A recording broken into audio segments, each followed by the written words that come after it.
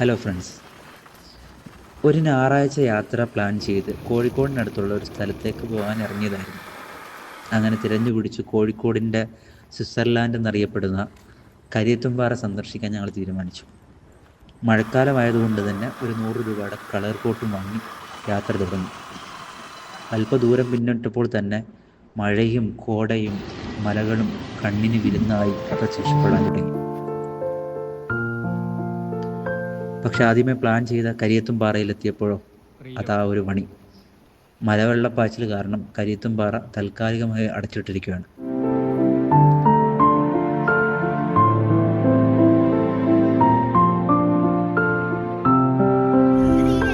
എല്ലാവരും സ്വിറ്റ്സർലാൻഡ് എന്നൊക്കെയാണ് പറയുന്നത്.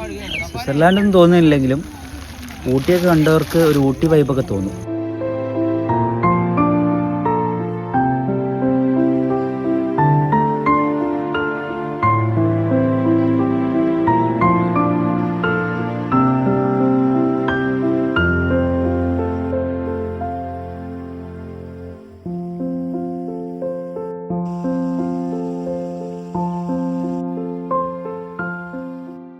ഇനി വേണ്ട, മടങ്ങാമെന്ന് തോന്നിയെങ്കിലും ഞാൻ വിട്ടുകൊടുത്തില്ല. ഒരു 18 കിലോമീറ്ററും കൂടി സഞ്ചരിച്ചാൽ എത്തുന്ന കക്കയം ഡാമിലേക്ക് യാത്ര തുടരാൻ നിർബന്ധിച്ചു. യാത്രയുടെ ഓരോ നിമിഷവും ശക്തമായ മഴയും റോഡിൽ ആളനക്കമില്ലാത്ത അവസ്ഥയും ഉണ്ടായി. തിരിച്ചു പോയാലോ എന്നൊരു നിമിഷം ചിന്തിച്ചെങ്കിലും യാത്ര തുടർന്നു.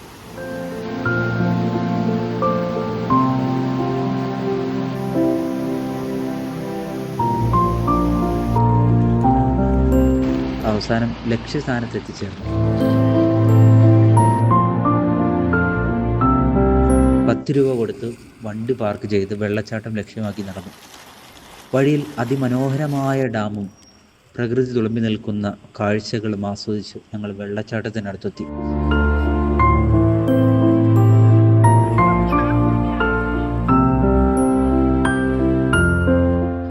മഴയായതുകൊണ്ട് തന്നെ കുത്തിയൊലിക്കുന്ന വെള്ളച്ചാട്ടത്തിൻ്റെ ശക്തി അതിഗംഭീരമായിരുന്നു.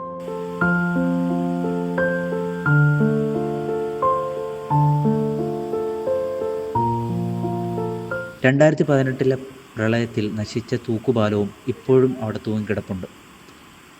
അതൊരു തരം സൗന്ദര്യം നൽകുന്നുണ്ട്. ഒന്ന് നശിക്കുമ്പോൾ മറ്റൊന്നിന് വളമാകുന്നു എന്ന് പറയുന്നത് പോലെ.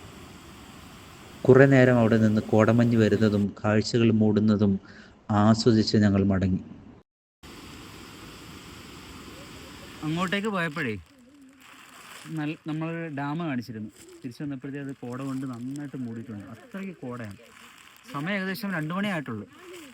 എന്നാലും കോടയ്ക്ക് ഭയങ്കര മനോഹരം. യൂട്യൂബറിന് അട്ട അടിച്ചാൽ ഇങ്ങനെ ഇരിക്കും. വീഡിയോ എടുത്തിട്ടാണ്. സുഭാഷ്